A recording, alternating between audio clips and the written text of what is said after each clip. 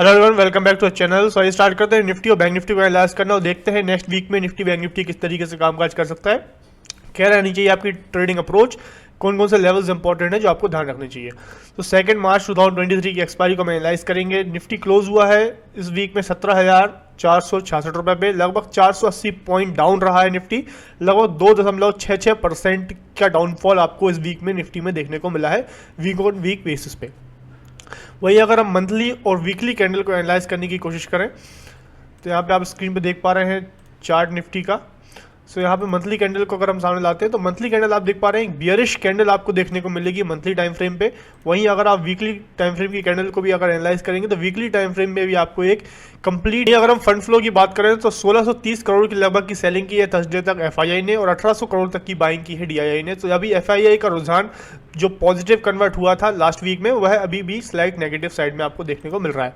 वहीं news and events की अगर बात करें तो पॉजिटिव में ऐसा सच कुछ इवेंट निकल के आया नहीं है, बट नेगेटिव साइड में आप देख पा रहे हैं जापान का इन्फ्लेशन डेटा आया था जो कि आपने देखा ग्लोबल इकोनॉमी, सभी इकोनॉमीज का, यूएस, यूके, इंडिया, सारे जितने भी बड़े डेवलपिंग और डेवलप नेशंस हैं उनकी इन्फ्लेशन बढ़ता हुआ नजर आ रहा है। तो जब इन्फ्लेशन बढ़ता हुआ नजर आया, जो कि इन्फ्लेशन की प्रॉब्लम के चलते रेट हाइक के जो एक्सपेक्टेशन है कि फेड या आरबीआई इंडिया में इंटरेस्ट रेट हाइक करेगा, तो उसके कारण मार्केट में आपको एक बियरिश सेंटीमेंट देखने को मिल रहा है जो एक बहुत ही बड़ा कारण है मार्केट के फॉल होने का। वीक में कौन कौन से इंपॉर्टेंट इवेंट्स आने वाले हैं वह एक बार आप देख पा रहे हैं लिस्ट में। मंडे में ड्यूरेबल गुड्स डेटा आएगा यूएस का, ट्यूसडे में फ्रांस का इन्फ्लेशन डेटा, इंडिया का जीडीपी डेटा, इंडिया का इंफ्रा आउटपुट डेटा और इंडिया का जीडीपी ग्रोथ एस्टिमेट डेटा आएगा। बहुत इंपॉर्टेंट डेटा है ट्यूसडे के दिन।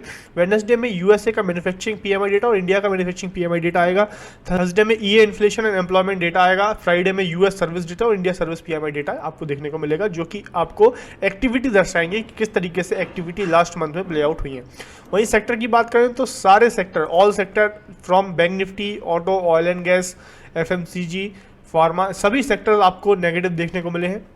सो यहाँ पे अगर हम मार्किंग सिस्टम से मार्किंग निकालने की कोशिश करें किस तरीके से सेंटीमेंट है, तो यहाँ पे देख पा रहे हैं 1% से ज़्यादा ब्रेकअवली है तो -1, बियरस सेंटीमेंट है तो मंथली टाइम फ्रेम में तो -2, डेली वीकली टाइम फ्रेम में बियरस सेंटीमेंट है तो -1, पुट कॉल रेशियो नेगेटिव है तो -1। एफआईआई डेटा आपको न्यूट्रल समझने की कोशिश करें बिकॉज बहुत ज़्यादा बेरिशनेस नहीं है तो 0 देते हैं इसको। वहीं अगर पॉजिटिव सेंटीमेंट में देखें तो कुछ भी नहीं है, नेगेटिव सेंटीमेंट में 2 इंपॉर्टेंट इवेंट है तो -2 देते हैं। सेक्टर सारे नेगेटिव में है तो -1 सभी को देते हैं तो -7 निकल के आता है, -7 निकल के आता है जो कि एक बियरिश सेंटीमेंट मार्केट में दर्शाता है। तो फंडामेंटल पॉइंट ऑफ व्यू से सारे डेटा और इवेंट्स, न्यूज़ को हम एनालाइज करने की कोशिश की है। सो इससे हमें -7 की रेटिंग मिली है जो कि एक बियरिश सेंटीमेंट मार्केट में आपको दर्शा रहा है। आइए आकर देखते हैं चार्ट पे किस तरीके से लेवल्स निकल के आते हैं, कौन कौन से लेवल्स इंपॉर्टेंट है।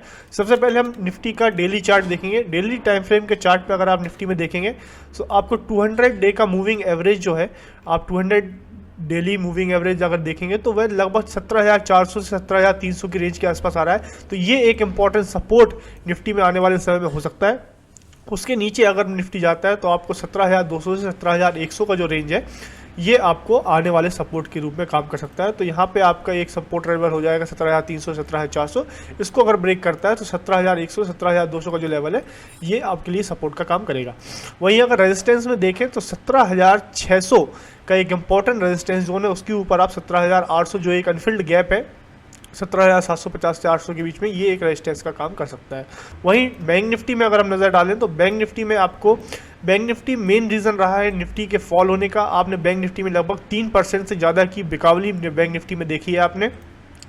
सो आइए एनालाइज करने की कोशिश करते हैं बैंक निफ्टी को, सपोर्ट एंड रेजिस्टेंस। तो सपोर्ट की अगर बात करें तो बैंक निफ्टी में 39,500 का एक सपोर्ट जोन निकल के आ सकता है। रेजिस्टेंस में अगर देखें तो 40,200 से 40,300 का अभी भी एक जोन जो है ये रेजिस्टेंस का काम करेगा। हाउएवर अभी बैंक निफ्टी एक रेंज में आपको काम करते हुए दिख रहा है। सो निफ्टी में लॉन्ग टर्म ट्रेंड बुलिश है, बट करंट ट्रेंड अगर देखें तो current trend is sideways to negative. Your trading approach should be, आपकी ट्रेडिंग अप्रोच होनी चाहिए अभी आप अवॉइड करें शॉर्ट्स को, बिकॉज निफ्टी अभी भी ओवरऑल ओवरसोल्ड जोन पे है। आरएसआई अगर आप देखें तो ओवरसोल्ड जोन पे है, तो यहाँ पे आप शॉर्ट्स को अवॉइड करें निफ्टी में। और अगर आपको 17,600 के ऊपर निफ्टी जाते हुए दिखता है तो आप लॉन्ग बिल्डअप निफ्टी में कर सकते हैं। वहीं बैंक निफ्टी में भी आपका लॉन्ग टर्म ट्रेंड पॉजिटिव है, but current trend sideways to negative हो चुका है। और आप बैंक निफ्टी में आपकी अप्रोच होनी चाहिए सपोर्ट्स पे, मार्केट को होल्ड करने दीजिए। मार्केट कुछ टाइम तक सपोर्ट के आसपास रहेगा, 39,500 के आसपास अगर प्ले आउट होता है और जैसे ही वह 40,000, 240,000, 300 की रेंज को ब्रेक करता है तो आप लॉन्ग पोजीशन बैंक निफ्टी में इनिशिएट कर सकते हैं। बैंक निफ्टी भी ओवरसोल्ड जोन में है। तो ये था निफ्टी और बैंक निफ्टी का एनालिसिस। आई होप आपको एनालिसिस क्लियर हुआ होगा और वीडियो पसंद आया तो प्लीज़ लाइक करें, चैनल को अभी सब्सक्राइब नहीं किया अभी सब्सक्राइब जरूर करें एंड बेल आइकन क्लिक करना ना भूलें ताकि आने वाली वीडियोस की नोटिफिकेशन आपको मिलता रहे। Thank you for watching, happy trading.